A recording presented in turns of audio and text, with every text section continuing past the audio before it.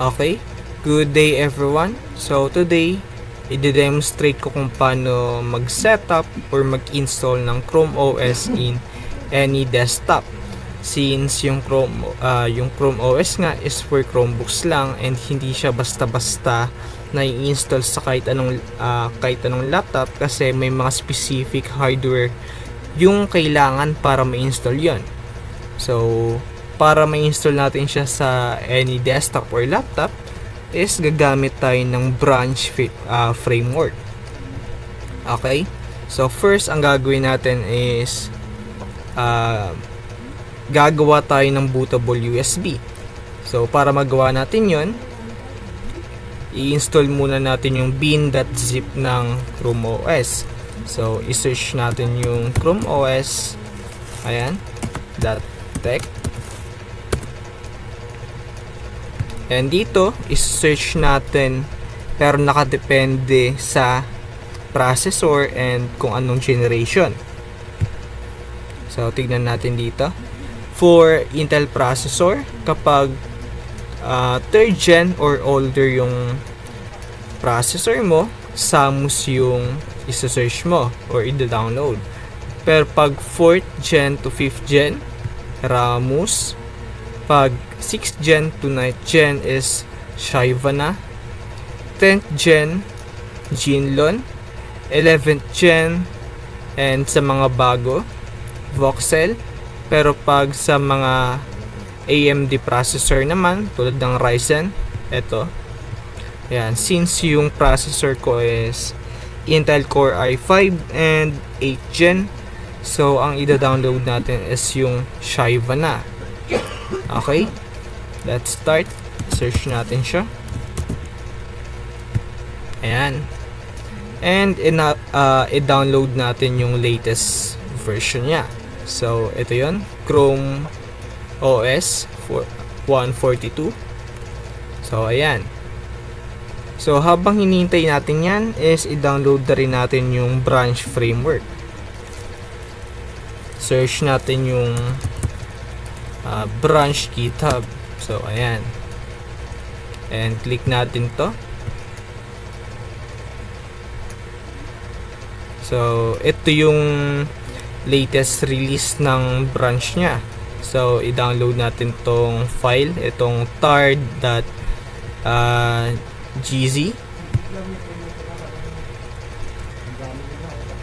Okay? Hintayin lang natin sila matapos. Okay? Once na natapos na siya ma-download, let's proceed na sa File Explorer. Okay? Then, punta tayo sa Downloads. And, itong dalawang nakazip na to is extract lang natin. Extract all. Yan.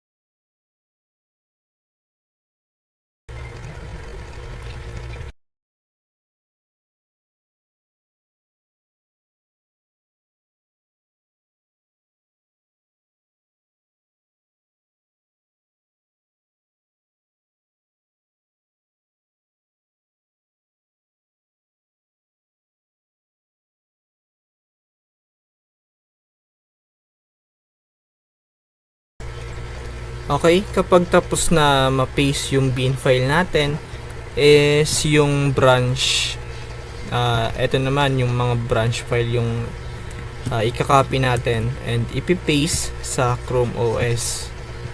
So, paste lang natin. So, okay na.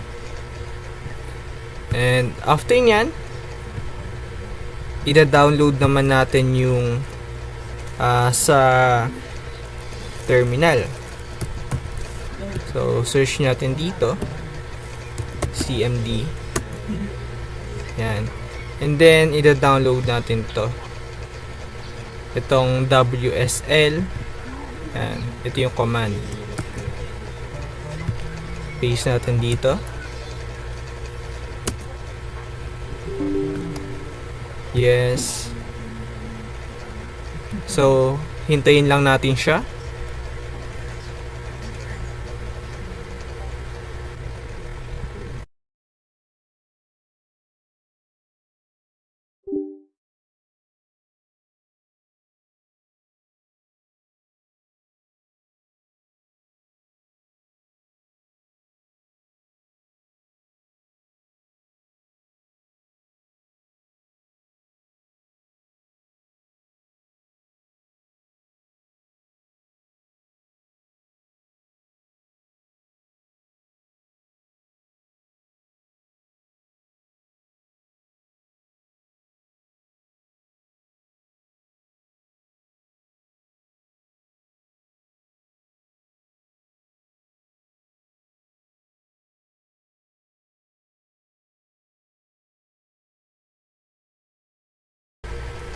Okay, once na natapos na yung installation, is need natin i-restart yung PC natin or laptop.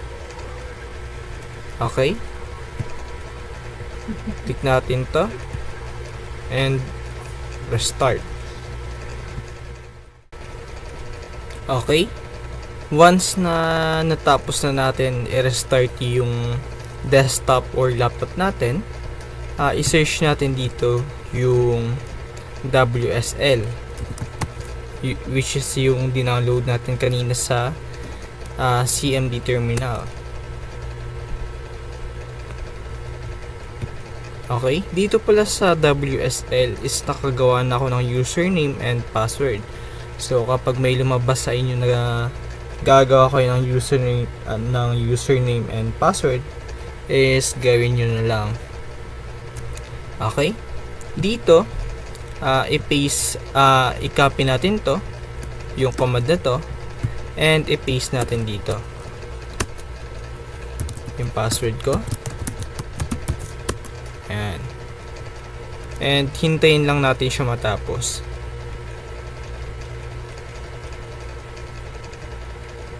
Okay, after that, pumunta tayo sa ginawa natin kaninang folder, which is itong Chrome OS, and tignan natin yung path.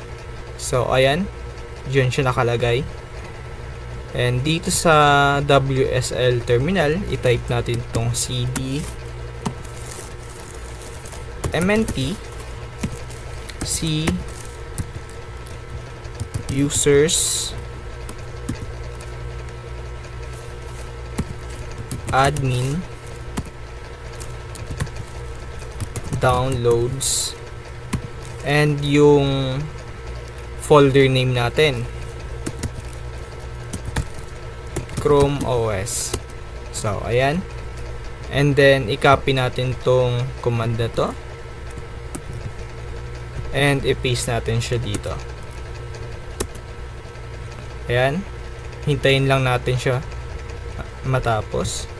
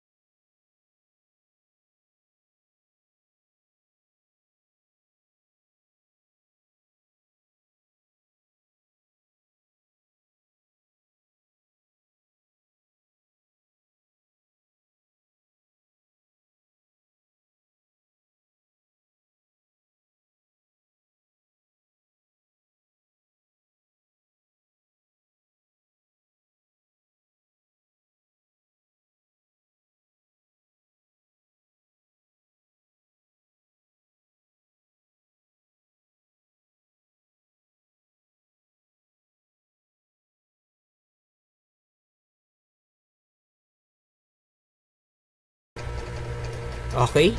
Once na natapos na ma-download, i-check natin yung folder natin if nandito yung this image file. So, as you can see, na-save na dito yung this image file. And then after that, pwede na tayo mag-download ng Rufus para makagawa na tayo ng bootable USB. So, search natin dito yung Rufus download. Click natin to. And dito, i-select natin yung Rufus 4.11.exe.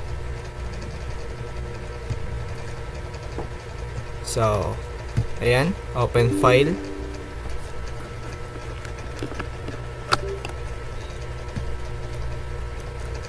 So, kapag lumabas na to, i-insert na natin yung USB na gagamitin natin. And make sure na yung USB na gagamitin natin is 8GB to 16GB.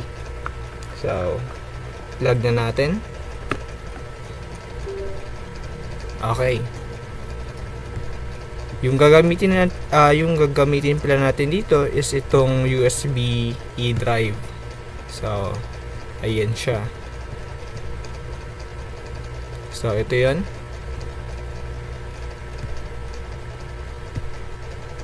Click natin tong E-drive and select.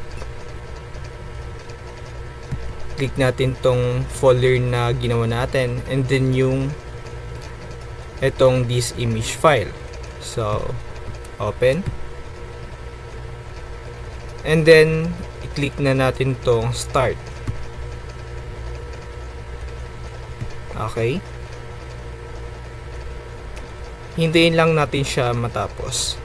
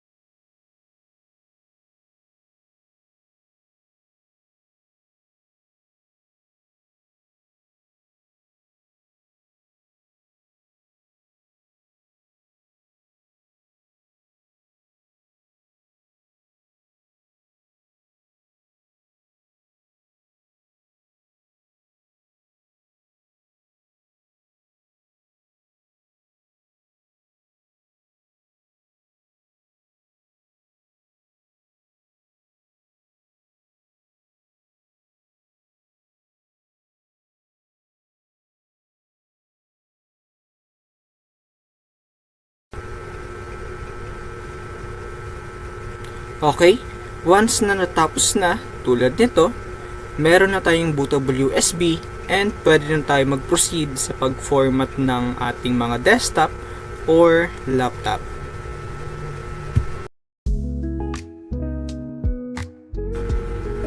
Okay, sa BIOS setup naman tayo. Dito, kailangan natin i-disable yung secure boot. Click natin yan. And then, secure boot. Okay, disable natin. And then, yes. And then, click natin yung apply. Okay. After nyan, punta tayo sa visualization support. And tignan natin yung visualization if naka-enable. So, dapat naka-enable siya. So, as you can see, naka-enable naman. So, exit na natin. Okay, after natin i-set up yung BIOS natin, let's proceed na sa pag-format ng ating OS. Okay, restart natin yung laptop natin.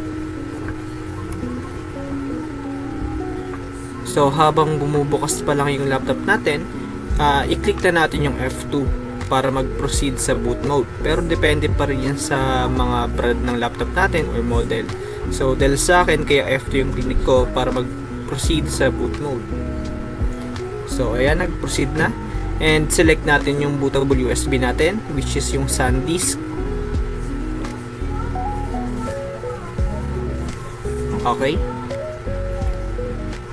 And then hintay lang natin siya.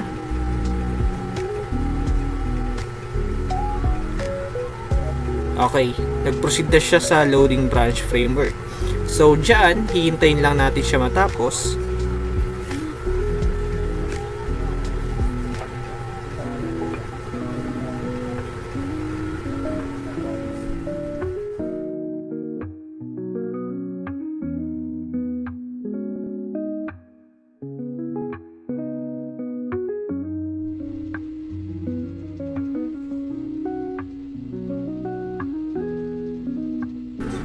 So ayan, lumabas na yung Chrome OS. Hintayin lang natin siya.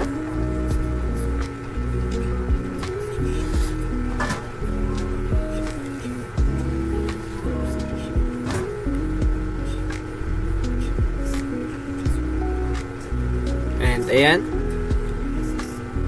lumabas na rin yung ayan, welcome to your Chromebook, and click natin yung get started. Tapos dito i-connect lang natin siya sa internet natin.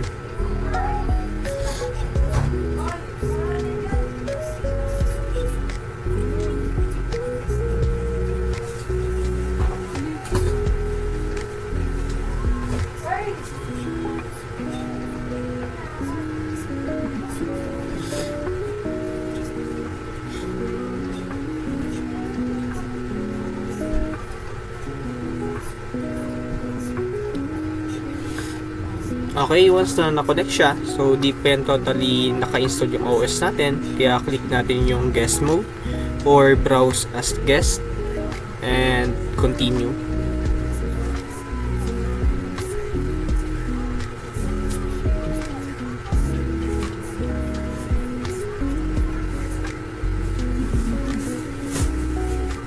Tapos dito, click natin yung Control Alt plus F2 para lumabas yan.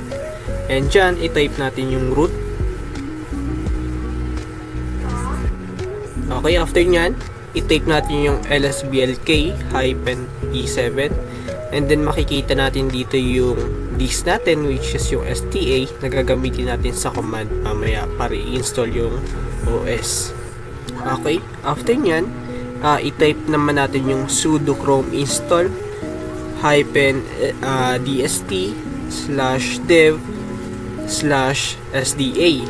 and then kapag in-execute yan, tatanungin tayo and type lang natin yung yes, and then ayan yung lalabas. Hintayin lang natin siya matapos.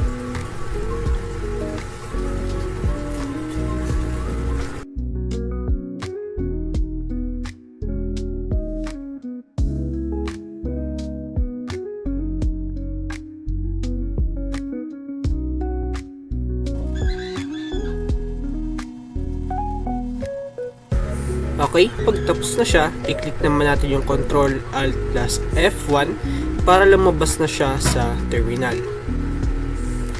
So ayan, tapos na. Okay, once na nakalabas na tayo sa terminal, i-shutdown naman natin yung desktop natin or laptop. Okay, click natin to.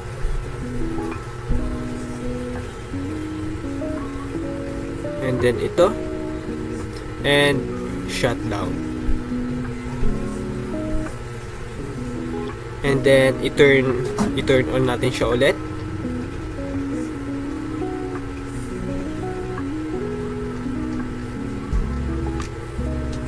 So ayan, hintayin lang natin siya.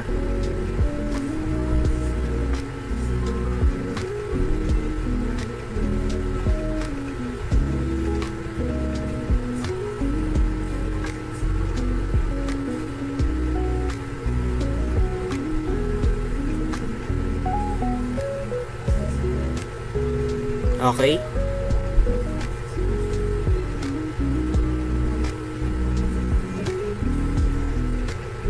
So ayan, lumabas na yung loading branch framework and hintayin lang natin siya ulit para lumabas yung Chrome OS. So ayan, lumabas na.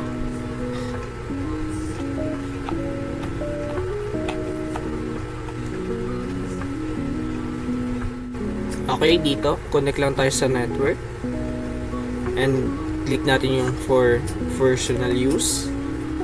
Next.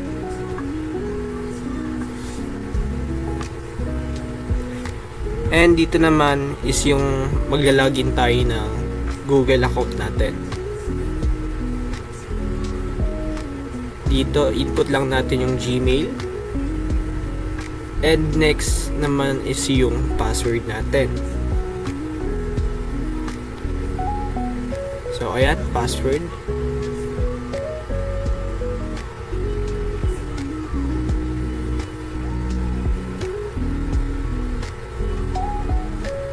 So, dito naman yung iba pang mga setups.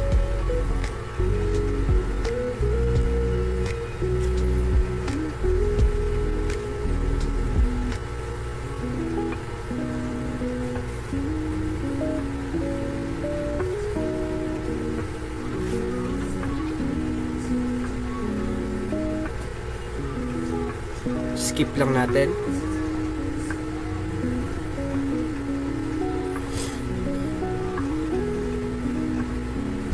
And skip. Next. Yan. So, ayan na. Okay na, na-setup na natin yung Chrome OS natin sa ating desktop. So, ayun lang. That's all. Thank you.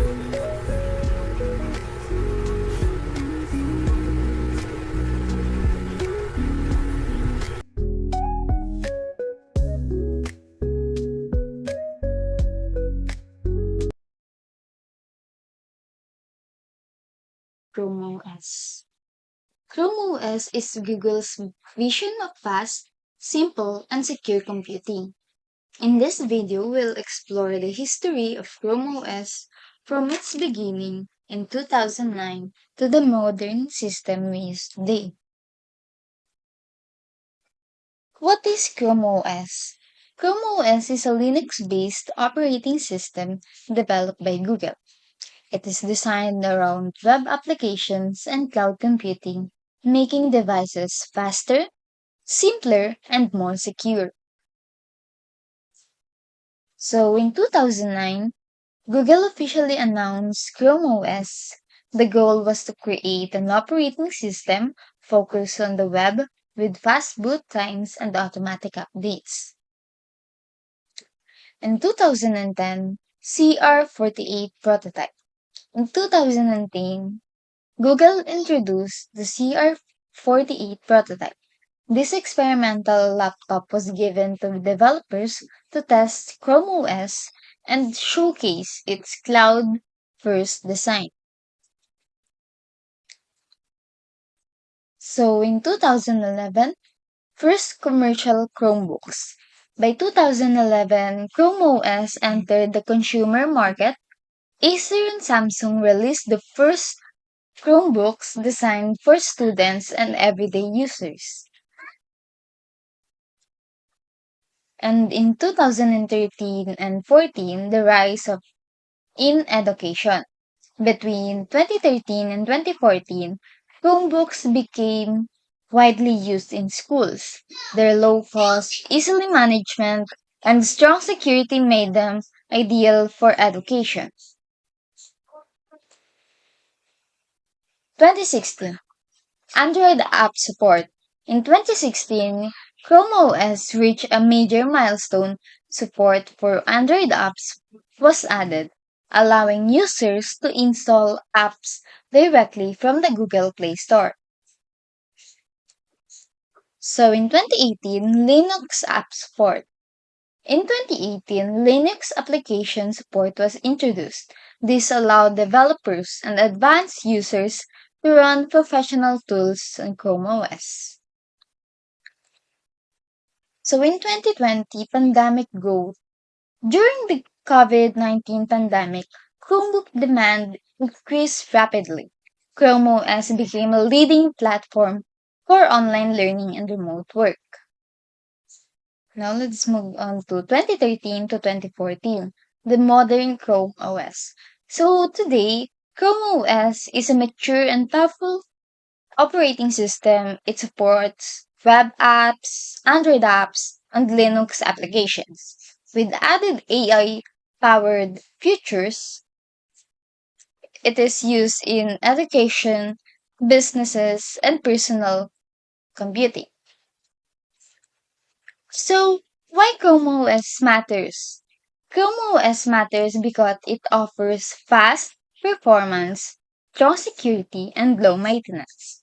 It provides affordable devices that are accessible to millions of users worldwide.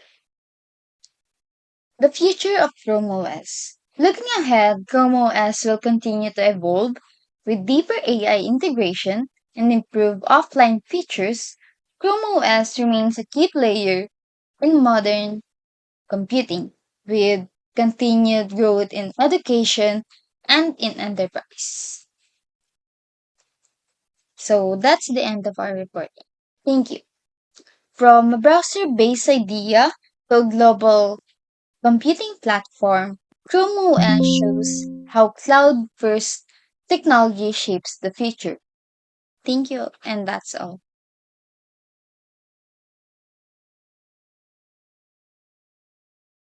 Ano nga ba yung mga, makikita natin, na pictures, sa Chrome OS? So, unang-una dito ay yung fast boot time and lightweight system. The second one is Google account integration and cloud-based system. Next one is built-in security and automatic updates. Next one is Android app support via Google Play Store. And lastly, Chrome browser-centered interface. So, ngayon ay magdidig deep tayo or magda-dive deep tayo sa each picture and ipapakita ko sa inyo yung pinaka-visual kung paano nga ba gumagana yung pictures na itatakal natin ngayon.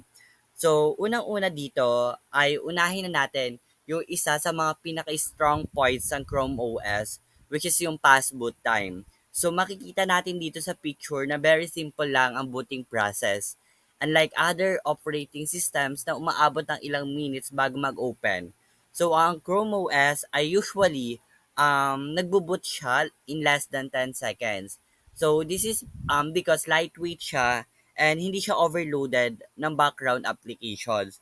So, in real life scenario, for example, student ka na nagmamadaling pumasok ng online class, so open mo lang yung Chromebook mo, log in using your Google account, and then wala, ready ka na agad. So, this feature is very helpful, especially for teachers, students, and working professionals na kailangan na mabilis at efficient na device. So, next one, um, next pictures is the Google account integration. So basically, your Google account is your key to everything in Chrome OS. So makikita natin dito sa picture na once you log in, automatic na nagsisync yung Google Drive files, Gmail, Google Docs, Sheets, Slides, Chromebook, bookmarks, and extensions. So meaning kahit magpalit ka ng device, makikita na kapag nag-login ka ng same Google account, nandun pa rin lahat ng files mo. So cloud-based siya. So hindi mo kailangan masyado mag-worry about storage. Your files are saved online, which is very convenient, lalo na sa group works, reportings, and projects. So ayun, for the Google account integration. So third feature is the um Chrome OS is browser. So is browser centered. So as we can see in this picture na the Chrome browser is basically the heart of the operating system. So most applications here are web apps like Google Docs, Google Classroom, Canva, Zoom, Google Sheets, Play Store. Instead of installing heavy software, you just open them through browser. So this design makes Chrome OS very simple to use, beginner friendly, less prone to system lag. So even if hindi ka techie, madali mo siya matututunan gamitin. So ayun. So, for the fourth feature we have is Android app support. So, Chrome OS allows user to download apps directly from the Google Play Store. So, as shown in the picture, na pwede ka mag-install ng Lightroom, ng Roblox, ng Adobe, Minecraft, and such. So, this makes Chromebook more flexible kasi hindi lang siya pang-browse, kundi puwede rin siyang parang tablet or phone experience. So, for student, malaking advantage 'to kasi puwede mong gamitin both productivity apps and entertainment apps sa iisang device lang. So, for the last but not the least, um, which is the built-in security. So Chrome OS is designed with multiple layers of security, automatic updates, sandbox protection, verified boot. So meaning automatic na siya nag-update in the background without interrupting your work. So also mas less prone to viruses compared sa traditional operating systems because most apps run in isolated environment. So in short, kahit hindi masyado marunong sa antivirus or system maintenance, Chrome OS is already does that for you. So, to summarize, ayun lang, ayun yung mga, pictures na madalas nating makita sa Chrome OS. So, to summarize or to wrap it up, so yung Chrome OS is fast, secure, cloud-based, easy to use, perfect for students and online work. So, that's why maraming schools and institutions ang gumagamit ng Chromebooks today. So, and that ends my walkthrough of the 5 pictures of Chrome OS. So, thank you so much for listening and have a great day ahead. Bye for now.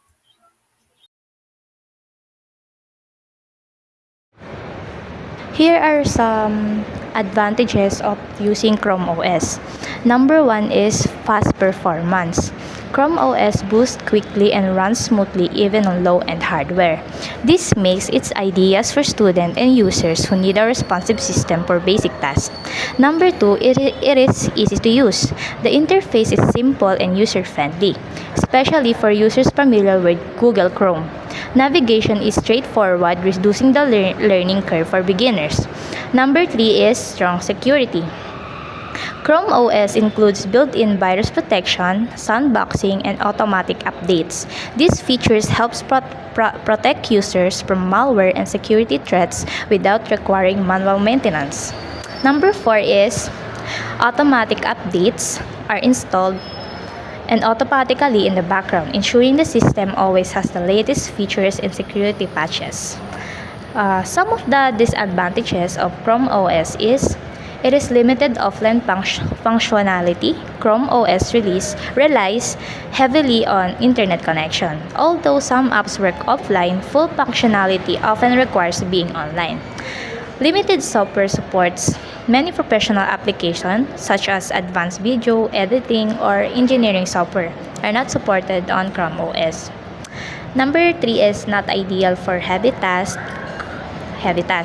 Chrome OS is not suitable for high-performance tasks like gaming, 3D rendering, or complex programming compared to other operating systems. Lastly, Chrome OS is dependent on Google ecosystem. Its users are highly dependent on Google services, which may be a disadvantage for those who prefer alternative platforms or value data privacy.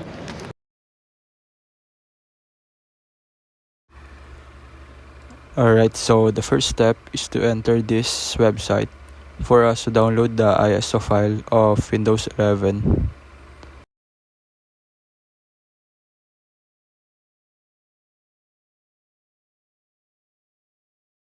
And now we're on the website, and scroll down, you will see this option. The download Windows 11 disk image ISO, and choose Windows 11 multi-edition ISO. Click download.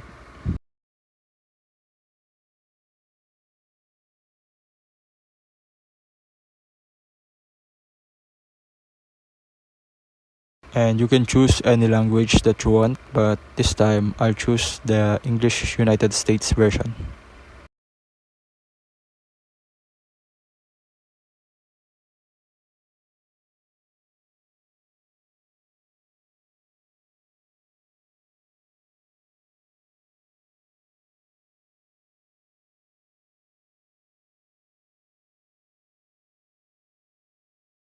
And click the 64-bit download. And as you can see, the download has started, and we must wait for it to finish before we can install it on the USB.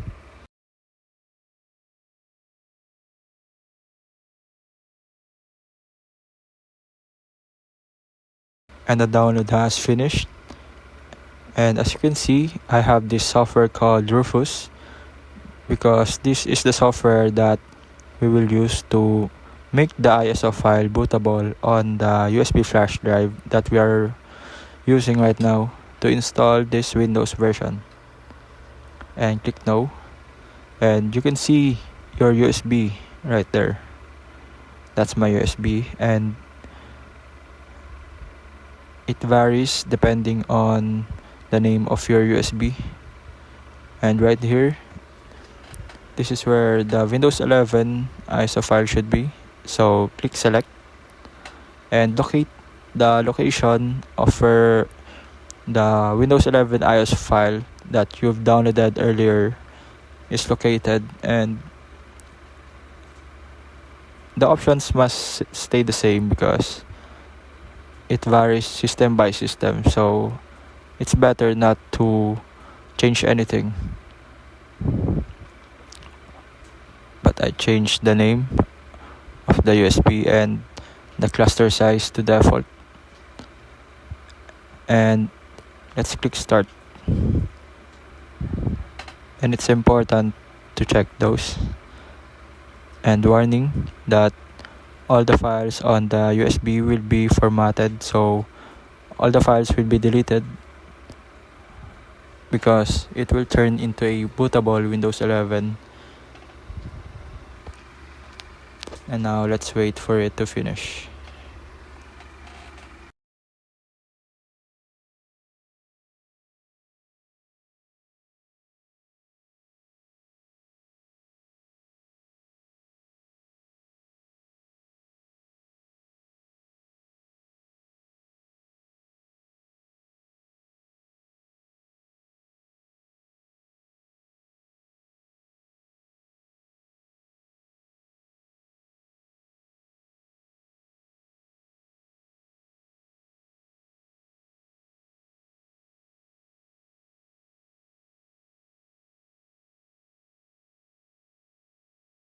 And now the process has finished, and by this step, it's important to know on how to go to the Windows Boot Manager depending on the brand of your PC or laptop, because in that way, this USB will be booted into the Windows 11 that we installed on it. So I'm here right now on the Boot Manager, and I selected my USB with the Windows 11 on it, and it's loading right now.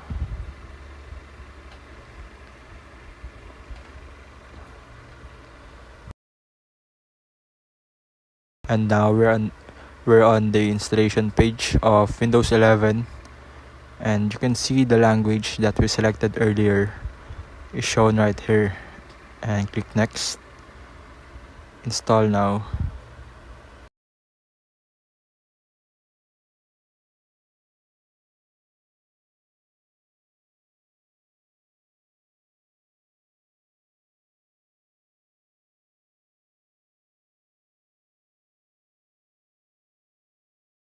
And here are the license terms. We're just gonna click accept and next. And right here, we're gonna choose custom.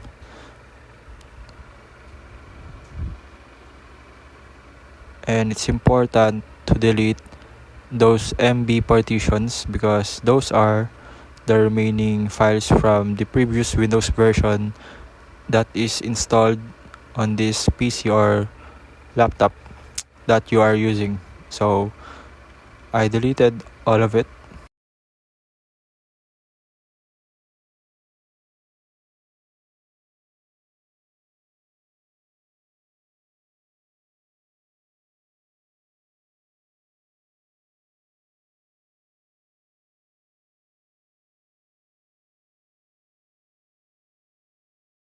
And as you can see, the remaining drive is the main one in this laptop. And click next, and you're on this stage.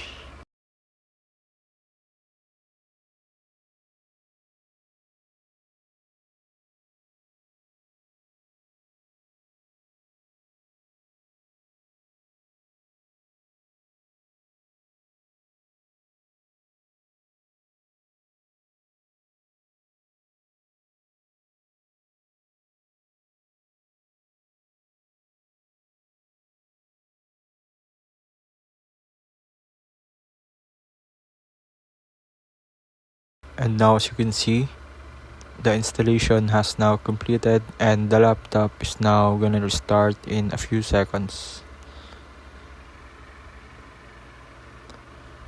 And it's very important at this stage to not press the power button accidentally or intentionally, because it may cause problems that are not reversible.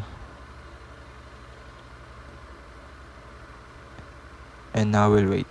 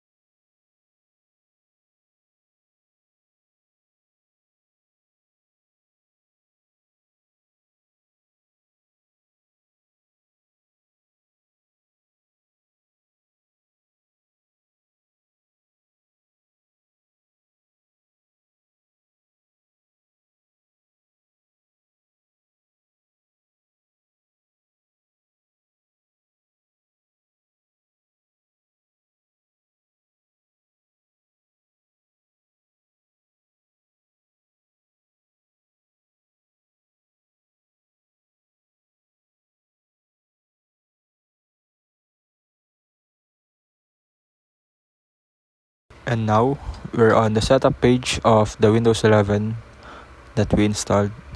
And as default, the language that we selected is shown right here. And click yes.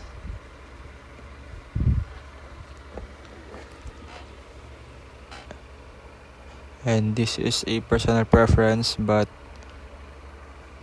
yeah, just click yes.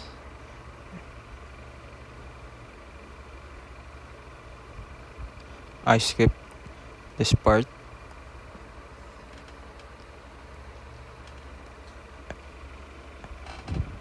And now this depends whether you want to connect it with an internet, or you can set up this offline. But I continued to set this offline because we're just gonna show on how to install Windows 11 locally. Now enter the name that you want for this PC. Click next, and a password.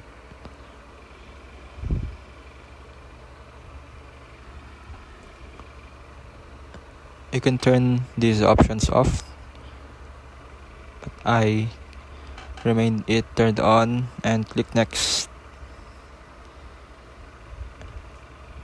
And you can see the screen right here. It's a sign that you're now near to the home screen.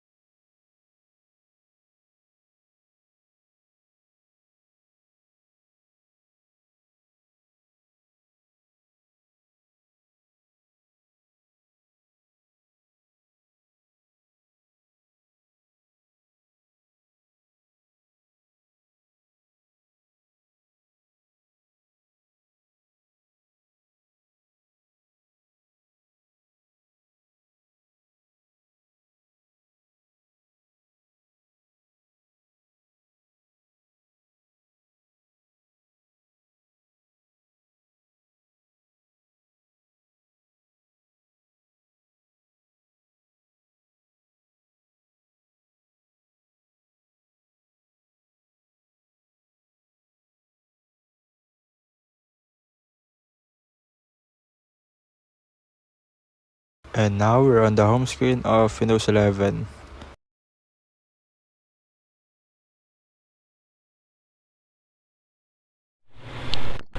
Okay, so good morning, everyone. Today I'll be talking you through the fascinating history of Windows 11,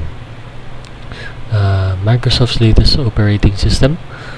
We'll explore how it came to be and where it's heading. So before Windows 11, to understand Windows 11, we need to go back to 2015. When Microsoft launched Windows 10, sinabi nila na this would be the latest version of Windows ever. So they planned to keep updating Windows 10 indefinitely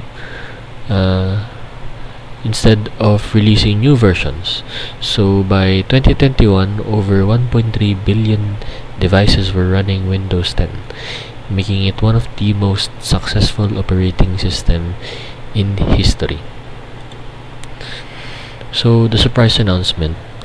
So you can imagine everyone's surprise nung June 24, 2021 nung nag-held si Microsoft ng special event to announce Windows 11.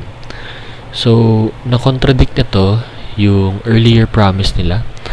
So interestingly, leaked builds had already appeared online weeks before the official event or official announcement. So many tech enthusiasts had already gotten a sneak peek. Microsoft's CEO Satya Nadella teased that this would be the next generation of Windows. So Windows 11 brought the biggest visual overhaul in years. So yung pinaka noticeable change niya, well, yung start menu na move sa center of the taskbar. Everything got rounded corners. Yung colors mas naging soft. And of course, may modern look rin siya. So this design was actually inspired by Windows 10X. So cancelled project siya that was meant for dual screen devices. So Microsoft took those ideas and brought them to the main Windows experience. So launch day na. So Windows 11 officially launched on October 5th, 2021. So if you had a compatible Windows 10 PC, you could upgrade for free. However, Microsoft didn't push it to everyone at once. So they used a phased rollout, gradually offering it through Windows Update over several months. And this cautious approach helped them identify and fix issues before reaching all users. So let's talk about some game-changing features. So snap layouts let you organize your windows into preset arrangements with just the hover of your mouse. So snap groups remember these arrangements. So if you unplug from a monitor and plug back in, all your windows return to where they were. So virtual desktops now let you set custom backgrounds for work or for gaming, for personal use also. So these features were designed for people who multitask heavily. So gamers got some serious upgrades too. So direct storage, if familiar kayo dun, it allows games to load assets directly from your SSD to your graphics card. So binabypass niya yung CPU and dramatically reducing load times. Auto HDRN automatically enhances over 1,000 older games with high dynamic range, making them look better on modern displays. So Microsoft really positioned Windows 11 as the best Windows for gaming. So here's some unique something unique rather. Windows 11 can run Android apps natively.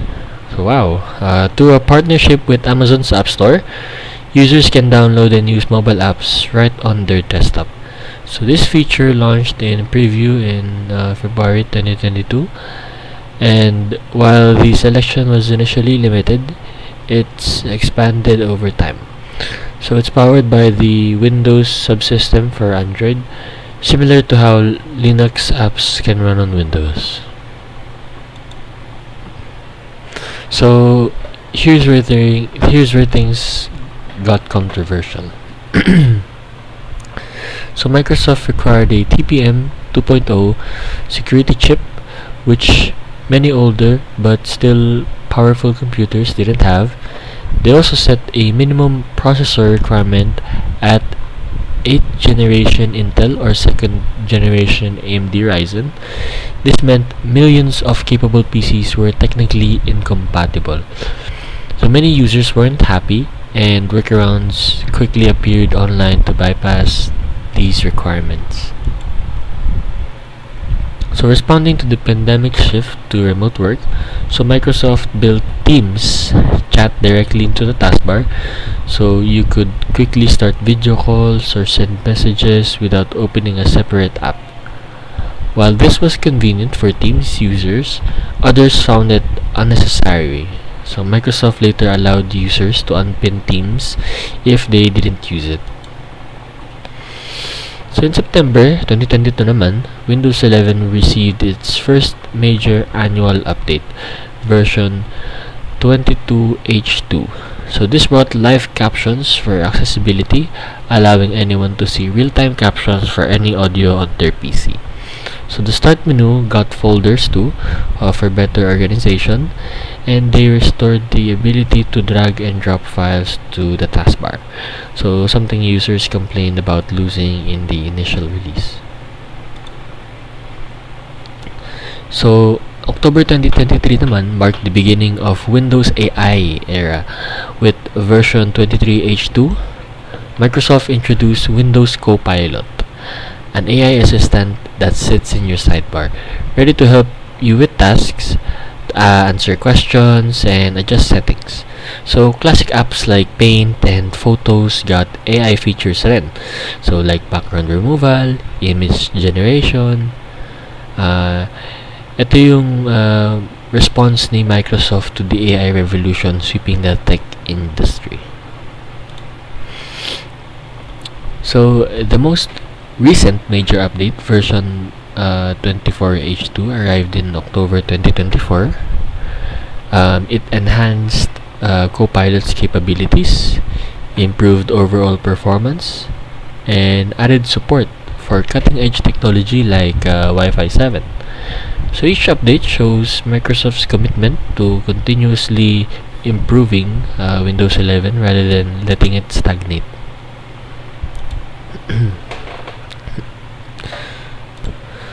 So, not everything survived the transition to Windows 11.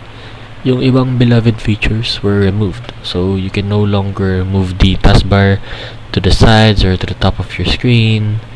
Yung live tiles from Windows 10, start menu, wala na rin.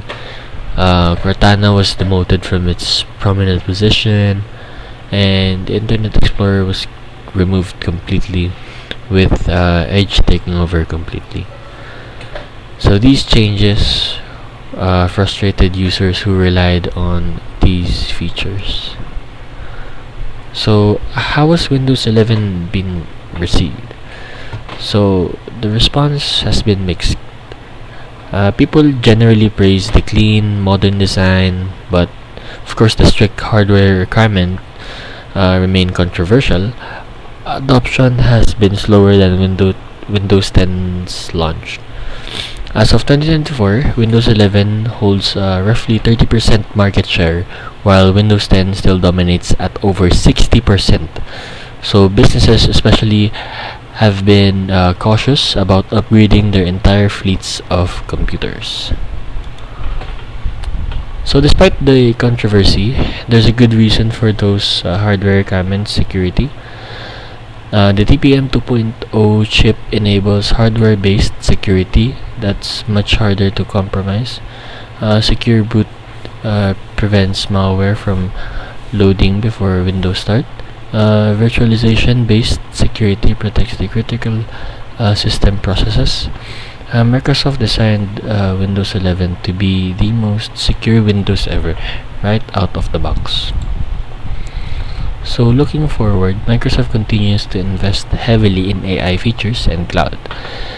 Regular feature drops keep adding new capabilities. And here's something important. Okay, so yung Windows 10 support ends in October 2025. When that happens, we'll likely see a significant surge in Windows 11 adoption, as users are forced to upgrade for security updates. So let me summarize the key points. So Windows 11 represents the biggest Windows redesign in years, balancing modern aesthetics with functionality. So it takes a security-first approach, even if that meant controversial hardware requirements.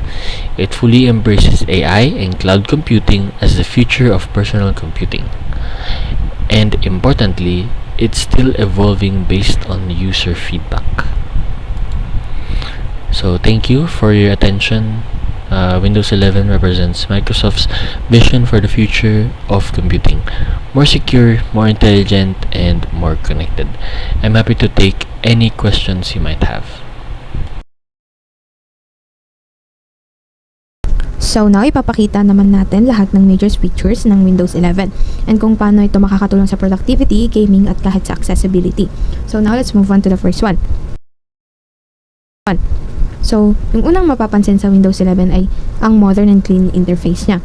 So, center na yung taskbar and smooth ang animations and rounded yung Windows corners. So, mas visually appealing and madaling gamitin na perfect siya sa mga students, sa professionals, at kahit sa mga casual users lang. So, next is, ang Windows 11 ay may Copilot. So, isa siyang AI assistant para mas mapadali ang tasks and pwede kang mag-search or mag-adjust ng settings at humingi ng recommendations in real time. So, para siyang personal assistant sa loob ng mismong PC mo. Para sa multitasker, may snap layout at snap groups. Pwede mong hatiin yung screen para sabay-sabay makakita ng apps and save din ang layout mo para sa susunod na use.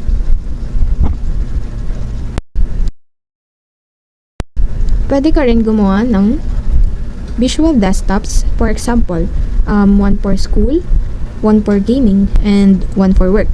So, para mas organize yung workflow mo at hindi magulo sa dami ng apps. So, sa Windows 11, it has simplified start menu with pinned apps. With pinned apps sa taas, then recent file naman sa ilalim. So, mas mapapadali nitong ma-access ang mga important apps at important documents mo. So, sa Windows 11, ang Microsoft Store ay rebuilt na. Kaya, mas maraming apps ang pwede i-install, including Win32, PWA, at Android apps. And mas mabilis at organize ang browsing. Ang Android apps ay pwede na rin sa Windows 11. Like, gamit ang Amazon App Store, maaari kang mag-run ng mobile apps tulad ng social medias, games. Security-wise, Windows 11 is stronger. Required ang TPM 2.0, may smart app control at built-in antivirus protection. So, protektado ka laban sa malware, ransomware, at iba pang threats. So, sa File Explorer ngayon, mas intelligent na. May tab support, recommended files, at AI-powered search. So, mas mabilis mong mahanap yung kailangan mong file. Sa Windows 11, built-in na rin ang snipping tools at screen recorder. Pwede kang mag-capture, annotate, at record ng screen without third-party apps. Pwede mo na rin i-connect yung phone mo sa PC gamit ang phone link. Which is, makikita mo na yung notification, messages, call, at media control sa desktop. So Windows 11 also offers AI suggestion, clipboard history, clipboard history, and smarter search para mas efficient ang workflow. Voice commands at dictation supported na rin ng Windows 11, which is you can type using voice with automatic punctuation and helpful siya sa mga fast note-taking. Hello!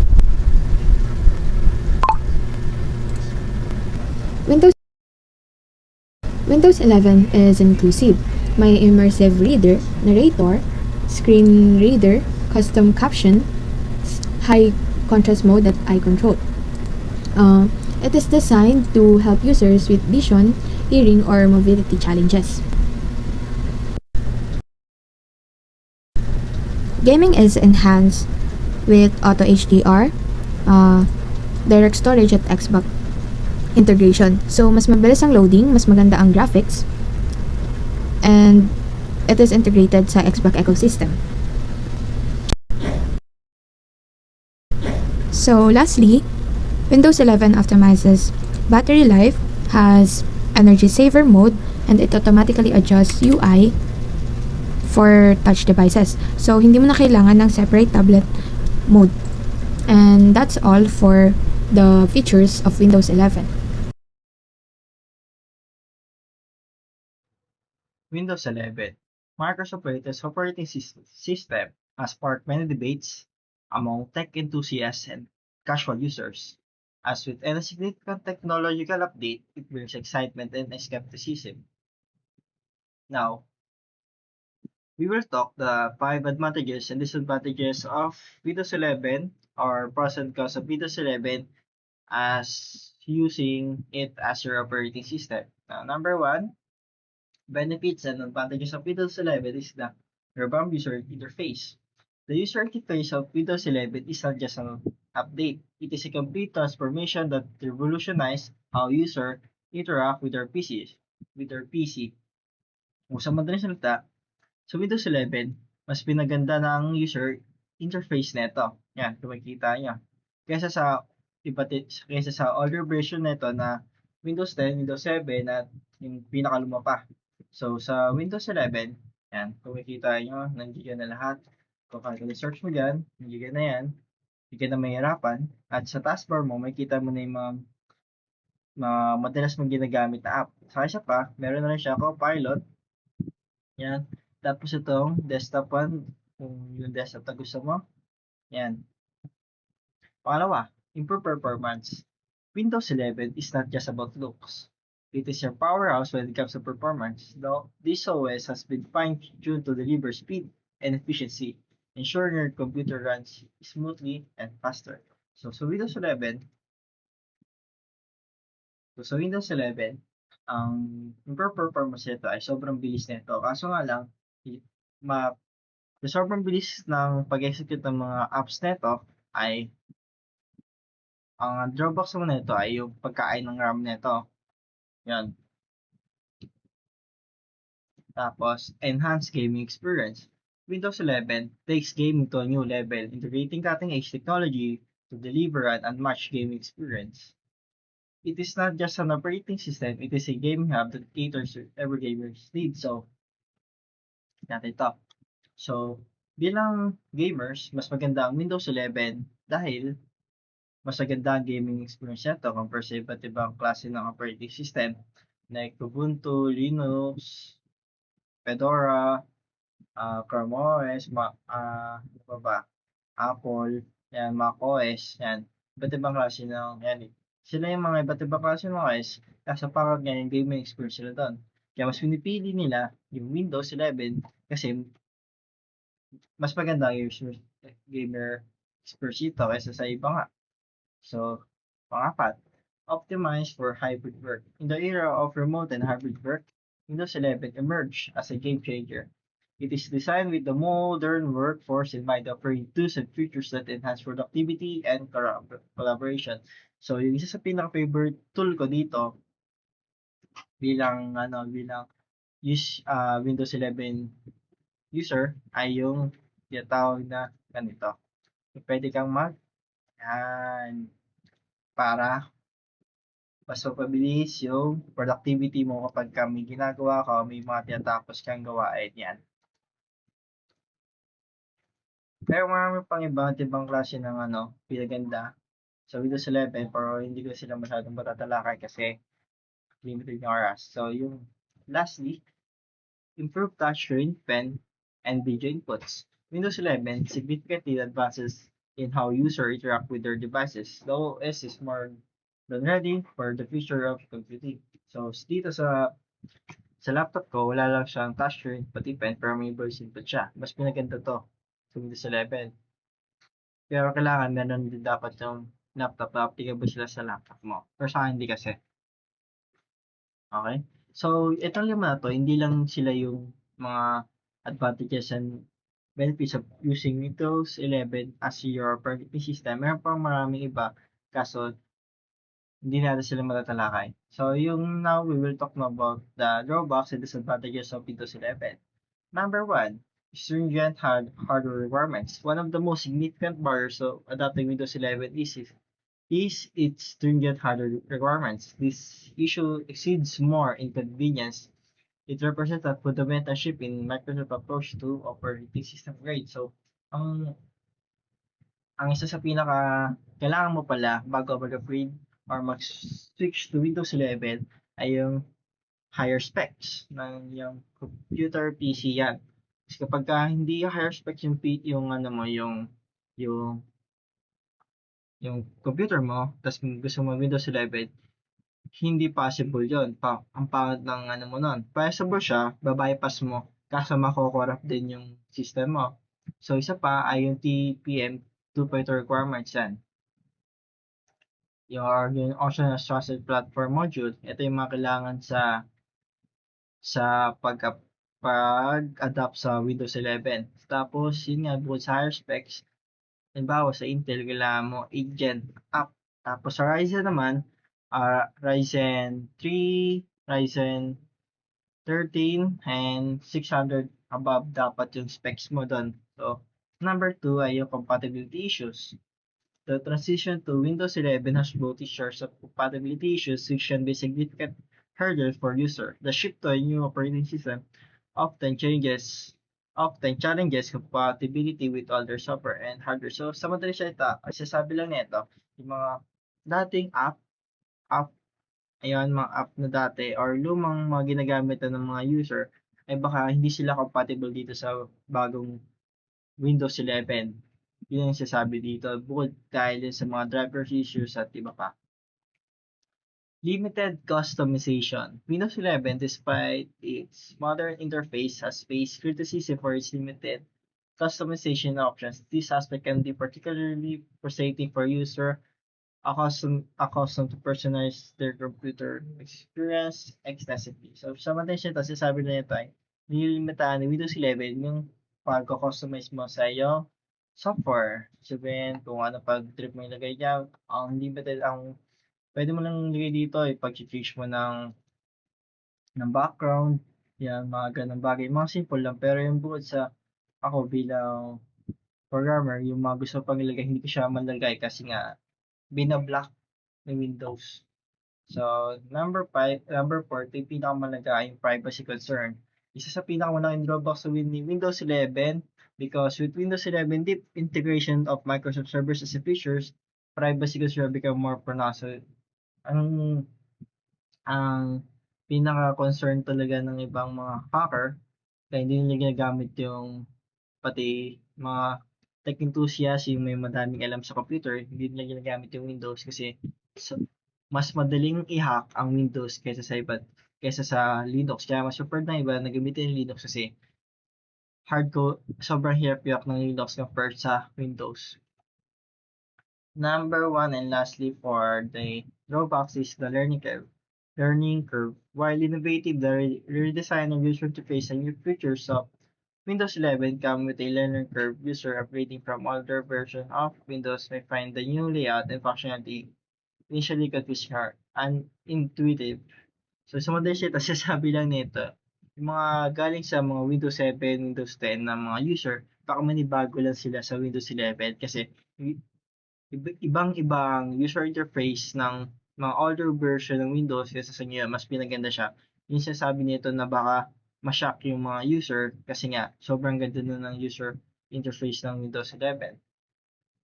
Conclusion, Windows 11 is a significantly milestone showcasing Microsoft dedication to innovation and enhancement of user experience. Its first including a revamped user interface, improving performance, and enhanced capabilities, position it as a forward-thinking operating system. However, the transition to Windows 11 is not without its challenges. Lagi naman ganon.